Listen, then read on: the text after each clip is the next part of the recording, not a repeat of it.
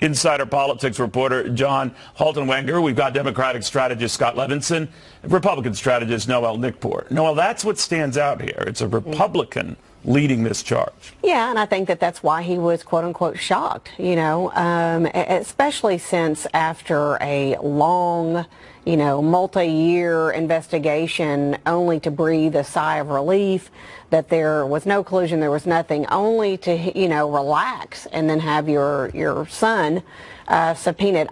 You know, with what Trey Gowdy had said on Friday to you, I think that that's all it has to do with, but just the fact. But apparently he was asked voluntarily. Yeah. And he obviously said no. Yeah, right? well, I mean, you know, Don Jr. is not going to go down willingly to do this. I mean, he's already been, you know, he's already been through several interviews.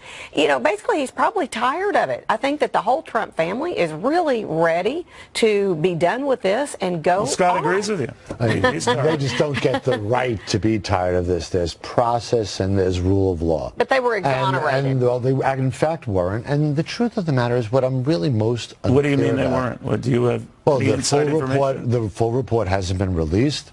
It was laid on obstruction, 98+% was. Yes, but the fact is, it was laid on the floor of the people of Congress to decide on whether obstruction actually took place. They weren't bound to do this. By the way, they're pursuing something different, right, than the Mueller report, right? The Senate Intelligence. The Senate, yeah, the Senate, I think, is more concerned about learning about more information on Russian election interference in terms of how is Russia approaching this. And this is something we need to be concerned about. I mean, but how does Donald Trump Jr. come into that? Meeting with Russians? He was approached by a Kremlin-linked lawyer, and emails show that he said he would love to get dirt. I mean, we don't have proof that Trump Jr. was involved in, like, direct contact with the Russian government. So the innocuous comments that there was nothing untoward going on here, or trying to clear up discrepancies, that was Gowdy's point, you suspect there could be more than that?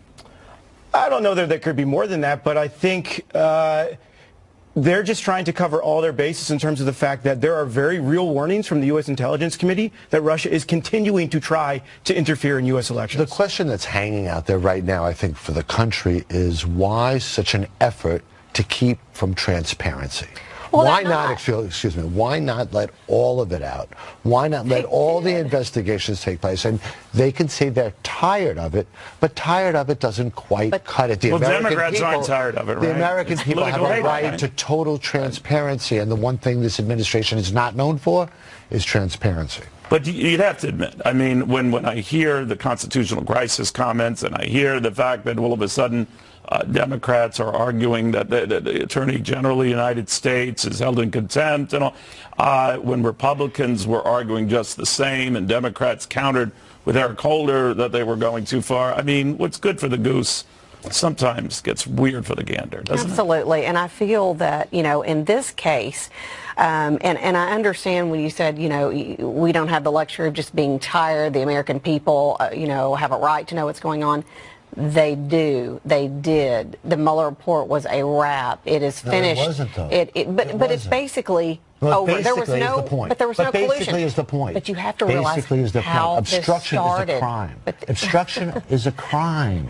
You need to realize. So the conclusions of the report that concluded nothing on that obstruction doesn't matter. Well, the fact that it concluded nothing is exactly the point. The process continues. That's the Constitution. But do you remember when people like Jerry Nadler and all were talking about overkill in the Ken Starr investigation, enough is enough, and we're not going to make the whole report? But there must be someone leaving politics aside that says, man, that's hypocritical. Right. I also remember senators saying that any attorney general held in contempt should resign. So what's good for the goose is what's good for the gander. You're just loving it in that respect. Right.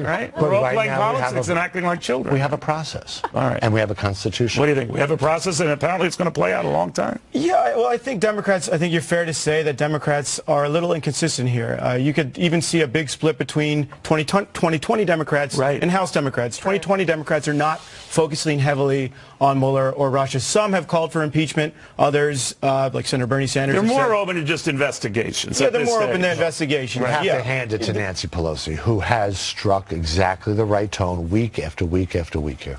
But the constitutional crisis, declaring a constitutional crisis, is arguably somewhat hyperbolic without moving towards impeachment at the same time. So some of the criticism. See, I think it gets to be a constitutional crisis when a judge or a court has ordered you to do something and you refuse to do so. then it's a constitutional crisis. I mean, they're still following the process. If the process is still working, that's right. How can you call it maybe crisis? a process confusion. Sure. All right. Was that? Can we use that term? We did. Constitutional dysfunction. There we go. I like that. Constitutional dysfunction. I'm going to steal that.